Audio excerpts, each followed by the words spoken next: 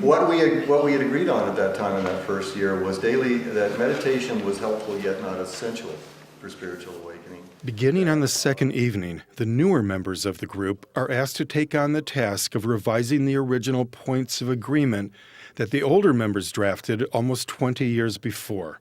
The intention is to update and revise these core agreements as part of a new framework for creating interspiritual dialogues throughout the world.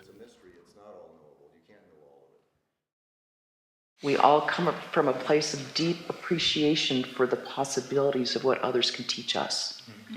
I think we're all coming from a place of open-heartedness, that we're here to be able to learn and to be able to take in what's been given from other traditions. One of the first questions is always, who are we? And so that sort of has to be my starting point.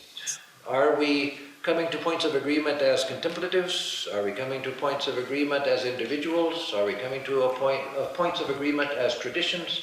Are we coming to points of agreement as individuals from a tradition, but not pretending to embody the whole of it?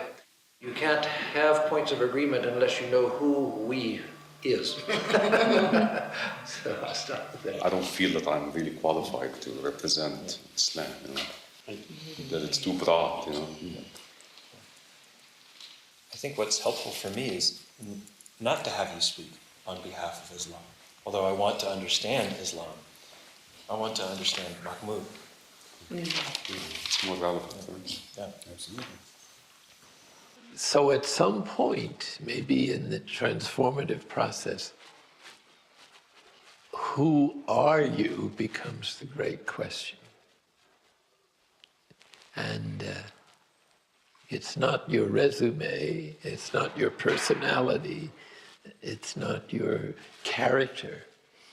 It's God manifesting in your uniqueness. Maybe it's too much nuance, but I'm comfortable speaking out of my tradition. And I differentiate that from speaking on behalf of the tradition. Very good. Religion influences our perspectives and our attitudes and our opinions about certain subjects, but they're a channel for us, I suppose, and we're a channel for them. So in that sense, bringing this back to the people in our traditions that we encounter, then being a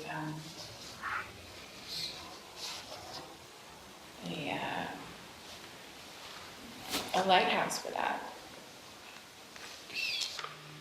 I'm calling this Angela 1 plus Sean. Yeah. Put that in what you're writing so that we have it tangible. Need you to say more other than that? No, I'm just kind of like asking you on all of our behalf to give us something that tangibly written down that is cohesive, so it transcends our fragments at the moment. And out of that, I think we still left our individual experience. So I think you could say something like, we can speak to our individual experience and out of our tradition. Yeah. And on behalf of it. Initially, when these dialogues began, they're interrelated. What are the points of agreement? Like, what does your religion say about this? What does your religion say about this? And people really speaking from that depth. But we're in a different evolutionary place.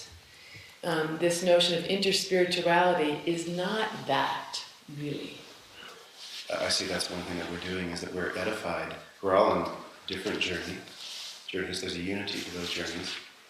And your journeys edify mine, and you make my way safe and sure. And I'm confident about where that journey leads. So that's just... We feel a oneness with the human family and with all creation, and the accountability to bear other people's burdens or to experience their suffering or to experience their joys, so that we no longer think of ourselves only, but there's always ourselves as a part or a holon, so to speak. That is to say, an individual within a higher kind of being, which is the whole body and the spirit, and we don't know how far that is going to develop in the evolutionary process. through him, with him, in him, O God Almighty Father. Religion emerged in a ritual and organized way when the human species became capable of rational consciousness, abstract thinking.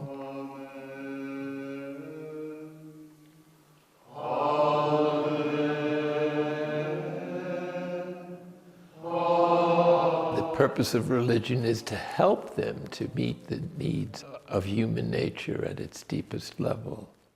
The problem is that we bring to our religion our human failings and our lack of evolution or human development, so that we respond sometimes to situations with a religious belief system that is kind of exploited to provide us with excuses for behavior that are really motivated by our instinctual needs, especially for security, certitude, power and control, and esteem.